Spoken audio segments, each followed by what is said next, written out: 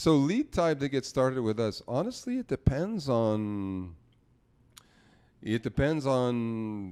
what week we're talking about. For example, if you were to say if you were to call me today and say, "Hey Tony, I would like a full-time resource to start as soon as possible, as early as tomorrow," which this actually happens.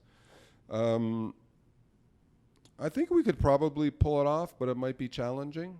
Normally, we need, I would say, a couple of weeks lead time. But again, it really depends on whenever you catch us. If you catch us this week, we could probably get someone full time. Actually, I think we have somebody becoming free next week. So if you called me now today, we would have a full time resource for you very easily to start next week. But you might call in a week where I have a couple of people available, because don't forget, the resources that work at Simply PHP are our full-time employees. Very, very important to call this out. So if one of our employees, one of our developers happens to not be on a project, they are there.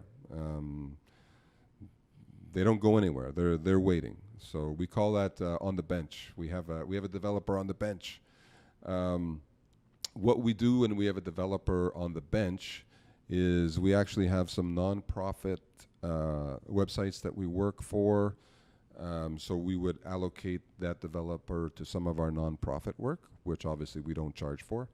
That's a system that my business partner Raf and I dreamt up many years ago when we had some developers on the bench, and we said, well, they're not doing anything. What are we going to do? So we ended up reaching out to some nonprofit. We have a certain criteria in order to work with a nonprofit for free. But we found some, and we will put them on those nonprofit projects. But first and foremost, they're standing by. So back to what I was talking about. If somebody would call me this week, the lead time would be less than a week. They may catch us at another week, let's say 2 or 3 weeks from now, when we might have somebody or even 2 or 3 people available. Does that answer your question? Yeah, so it depends. Yeah, yeah. It depends. Exactly.